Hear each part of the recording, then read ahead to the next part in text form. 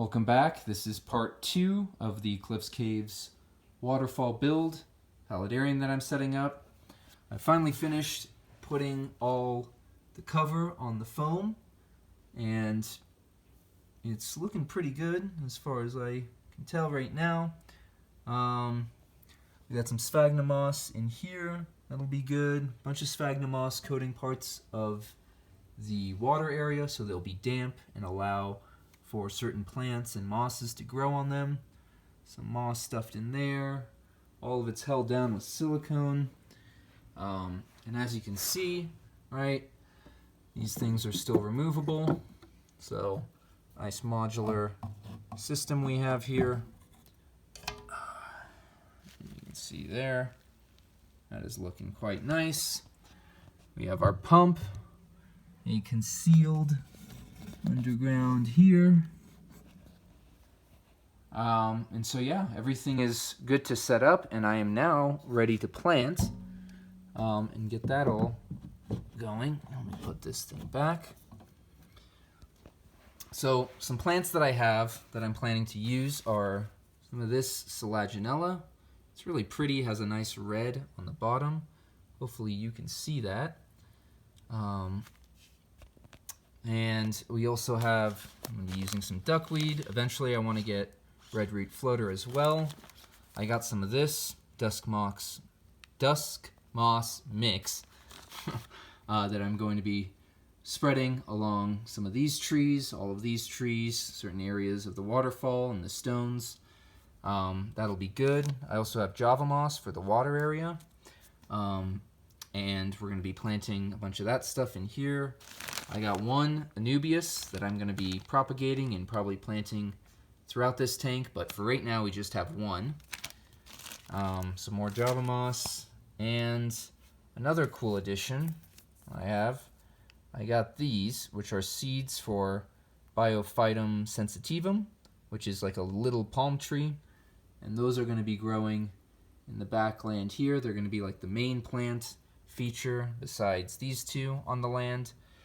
And whenever I can add, I don't have them now, but I plan to add Cryptanthus and Bromeliads throughout the setup, attaching them where I can, but that's going to require me finding them around in the wild, probably going to conventions or something. So for right now, this is pretty much what we have to work with. The sand that I'm going to use is a natural colored sand. I feel like it'll complement the natural colors of the stone.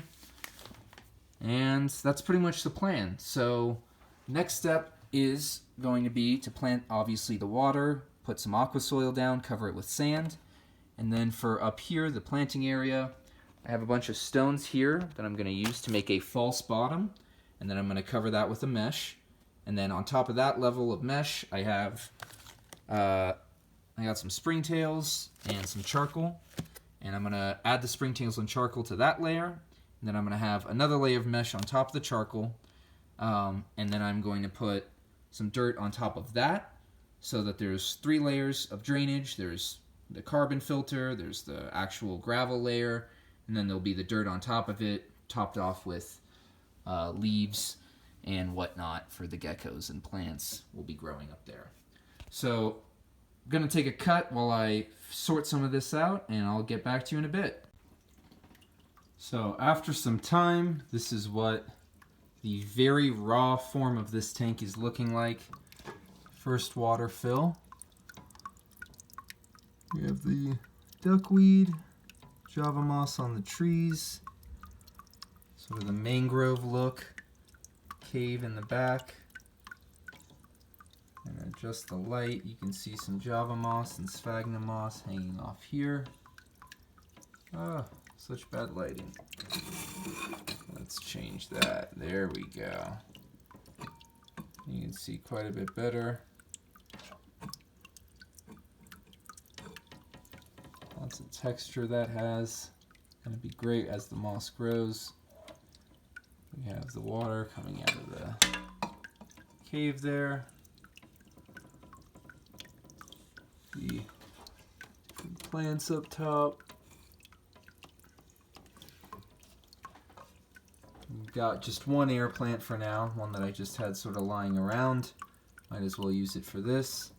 Then eventually gonna put air plants on the tips of all these branches, make it really showy, very rainforesty.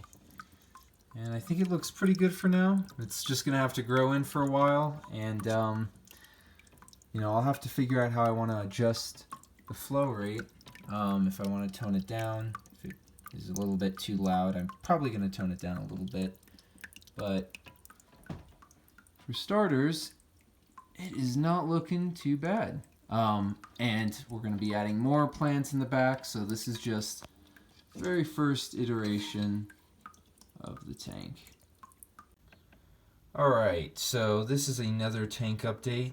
It looks a lot worse than you last saw it, probably, because I had to take it apart for a bit. It's been like this for now 2 or 3 days. I moved a bunch of the dirt to the bin that was up here because this area was filling up with water, and somehow when the water was coming up through this tube and out here, it would then go out around that side and also around this side. So what you see that I'm doing here is I've just totally covered with a bunch of silicone this entire area and really packed it down tightly with cocoa fiber. And I tested it again today, and I'm just basically going to keep doing this until this entire back area is walled off and there's no water running into here, because then that negates the false bottom. The false bottom gets filled with water. Water can't drain down the sides enough. And even when it does, it drains down and makes a lot of noise at night. You know, this is in my bedroom. I don't really want that much sound. I want a peaceful, small, trickling sound, not a bunch of dripping.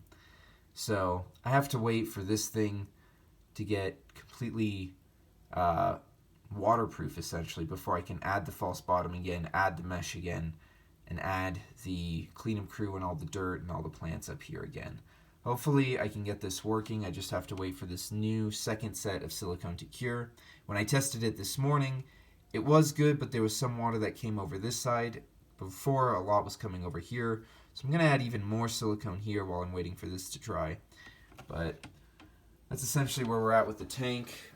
It's kind of unfortunate. A bunch of the moss I added here and some of the creeping fig is drying out. I'm trying to keep it wet with some water, spraying it down while we're waiting, and I mean, it's just not going super well, but hopefully we pull through it at the end and the tank ends up looking nice. And really what's most important is that the tank is functional, and that there's actual good substrate there for the animals that are going to be in there, and not damp substrate that's going to lead to mold and who knows what else. Anyways, hopefully I'll update you in the future and when I have this all fixed again. But always do your water changes before you plant your substrate. Make sure that everything works so that you don't have to rip out that false bottom and have a nightmare scenario. You have to redo the entire tank. Anyways,